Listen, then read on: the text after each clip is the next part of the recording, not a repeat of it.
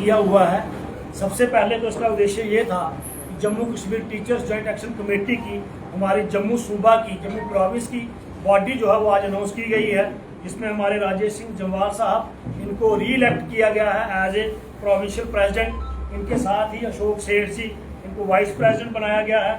मंगत चौधरी जी हैं, इनको भी वाइस प्रेसिडेंट बनाया गया है। रविंदर चिप साहब जो है इनको जनरल सेक्रेटरी बनाया गया है। राजेश सिंह जी जो हैं इनको एडिशनल जनरल सेक्रेटरी बनाया गया है। चैन सिंह जी और संजय सिंह जी को सेक्रेटरीज बनाया गया है। इंद्रजीत सिंह जी और पम्मी राणा जी को ज्वाइंट सेक्रेटरीज बनाया गया है।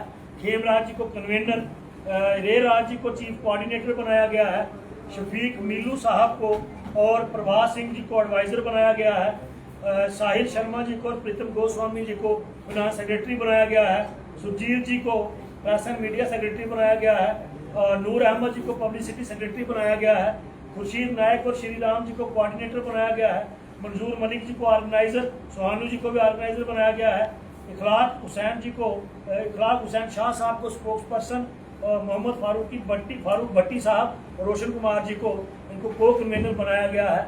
आज Jammu Kashmir teacher joint action committee के क्योंकि प्रोविंस बॉडी के हमारे 4 साल से ऊपर का अरसा हो चुका था, तो आज दोबारा से हमने एक बॉडी री इलेक्ट की गई है और हम इनको मुबारकबाद भी देते हैं और उम्मीद करते हैं कि आने वाले टाइम में जैसे पहले इन्होंने स्टूडेंट्स की बेहतरी के लिए, टीचर्स की बेहतरी के लिए काम किया है, अब भी ये अपना पूरा 100% देकर स्कूलों में और टीचर्स के राइट्स के लिए लड़ाई जो है वो लड़ेंगे। इसके साथ ही इस प्रेस कॉन्फ्रेंस के माध्यम से मैं हमारी गवर्नमेंट से ये अपील करना चाहता हूँ कि कुछ हमारे बड़े लॉन्ग पेंडिंग इश्यूज हैं जिनका रीड्रेसल की बहुत खास जरूरत है और उसमें हम हमारी ऑनरेबल मिनिस्टर जो है वो उनका भी शुक्रिया अदा करना चाहते हैं, क्योंकि एक बहुत पुरानी मांग जो आरटी बॉन्ड टीचर्स की रही है कि ट्रांसफर पॉलिसी के दायरे में उनको लाया जाए। उसके लिए ऑनरेबल मिनिस्टर ने एक कमेटी बनाई थी और कमेटी उस पर काम भी कर रही है।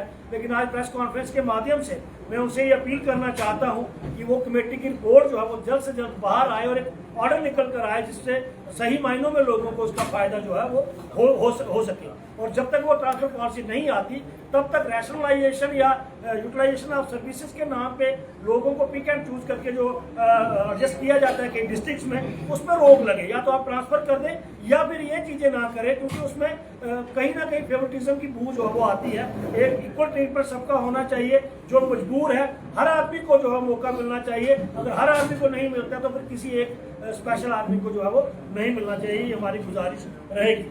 उसके साथ ही हमारे बड़े सारे इंस्टीट्यूशंस जो हैं वो हेडलेस हैं। प्रिंसिपल जो हाई सेकेंडरीज हैं प्रिंसिपल वहाँ पे नहीं है, हाई स्कूलों में हेडमास्टर्स नहीं है और खास करके बड़े सारे जोन्स हमारे जो हैं वो जोनल एजुकेशन ऑफिसर्स वहाँ पे नहीं है। कुछ लोग अभी रिटायर हुए हैं। तो हमारी ये गुजारिश रहेगी गवर्नमेंट से कि वो HOIs जो है, DDO जो है वो अपॉइंट करें जल्द से जल्द, ताकि लोगों को अपने ड्यूज लेने में परेशानी जो है वो ना हो। उसके साथ ही हमारी एक सेक्रेटरी साहब से गुजारिश है वन टाइम एग्जाम्पशन को लेकर कि लोगों की फाइलें बड़ी बड़ी देर से जो है वन टाइम एग्जाम्पशन के लिए सेक्रेटरीट में पड़ी हुई है। उसमें नॉन टीचिंग स्टाफ भी है, टीचर्स भी हैं, सब लोगों का वो ऑर्डर निकल जाए ताकि लोगों को फायदा हो। और कुछ एक लोगों की जिनकी फाइलें ही नहीं गई हैं, जो 10+2 के बाद जिन्होंने ग्रेजुएशन की है, वो लोग बेचारे बाहर ही हैं, उन लोगों को भी उसका फायदा मिले, ताकि वन टाइम एग्जाम्पशन एक बार आप उसको उनको दे दें ताकि उनके अपनी क्वालिफिकेशन में जो है उनको फायदा मिल सके। उसके बाद एक बहुत बड़ा प्रोग्राम स्कूलों में चलता है मिड डे मील को लेकर, लेकिन उसमें भी जो ड्यूज है लोगों के 5-5, 6-6 महीनों के लोगों को नहीं मिले हैं, पुरानी लाइबिलिटीज लोगों की पड़ी हुई है, तो वो जो है उनको ड्यूज मिल जाए ताकि वो स्कीम जो है वो अच्छे तरीके से स्कूलों में चल सके। तीसरा, एक टीचर जो है वो आज की डेट में ओवर बर्डन है। सेंसस भी उसने करना है, BLOशिप भी उसने करनी है, कोई सर्वे जो है वो उसने करना है। जो भी काम कोई नहीं करता वो टीचर से करवाया जाता है। आज की डेट में टीचर ना रह करके मल्टीपर्पज वर्कर बन चुका है। तो हमारी गुजारिश सरकार से रहेगी कि टीचर को आप टीचिंग पर्पज के लिए ही रख लें, बाकी कामों के लिए जो है बाकी एम्प्लॉयज को लगाएं, ताकि हमारे टीचर जो है वो स्कूलों में बच्चों को पढ़ा पाए। जो बच्चे तालीम लेने के लिए में आते हैं, एक रिजल्ट आप देखेंगे आने वाले टाइम में। आपको अगर टीचर को आप पढ़ाने का मौका दे देंगे, आपको कोई मौका नहीं मिलेगा टीचर को ये कहने के रिजल्ट अच्छा आया, आपको अच्छा रिजल्ट ऑटोमेटिकली। मेरा कहने का मतलब कि जिस तरह से एक आरोप लगाया जाता है कि सरकारी स्कूलों में पढ़ाई नहीं है, रिजल्ट अच्छा नहीं आया, यही कारण है कि जब भी कोई ऐसा सेंसिटिव आता है, कोई और चीज़ आती है तो टीचरों को लगाया जाता है, क्या कहेंगे? सबसे पहले तो सिंह साहब मैं ये कहूँगा कि अब के आपने अगर 10th और 12th के रिजल्ट देखे होंगे, बड़ी सारी पोजीशंस जो है वो हाई स्कूल अपने हमारे गवर्नमेंट स्कूल से ली है। बहुत अच्छा रिजल्ट जो है वो हमारे गवर्नमेंट स्कूल्स का आया है। तो लेकिन अगर कहीं कमियां रही हैं, टीचर में पढ़ाने की कोई कमी नहीं है। अगर कहीं कमी रही है तो टीचर बेचारा स्कूल में पहुंच ही नहीं पाया है। टीचर जो है वो उनको उसको टाइम ही नहीं मिला है कि वो पढ़ा पाए, क्योंकि उसको अदर देन टीचिंग जो है बड़ी सारी असाइनमेंट्स जो है वो उसको दी गई है। तो अगर आप और सुधार आया है, लेकिन और सुधार आ सकता है अगर टीचर को आप नॉन टीचिंग असाइनमेंट से फ्री। कई जगह पे ऐसा भी शिकायतें आई हैं कि एक टीचर 150 बच्चों को पढ़ाता है। ऐसी स्थिति में रिजल्ट कैसे आएगा? जब भी कोई 10th का है, मिडिल का स्कूल है, वहाँ पे स्टॉप ही नहीं है, तो ऐसे में क्या करेंगे? बिल्कुल, दूर दराज इलाके में आप चले जाएं, बड़े सारे एग्जांपल्स आपको दिखेंगे। बड़े सारे स्कूल ऐसे हैं यहाँ पे टीचर्स की बहुत ज्यादा कमी है। दो टीचर हाई स्कूल चला रहे हैं, सिंगल टीचर मिडिल स्कूल चला रहे हैं। लेकिन अभी क्योंकि पिछले दिनों मैडम ने इसमें इंटरफेयर करके कुछ स्टाफ जो है पूरा करने की कोशिश की है।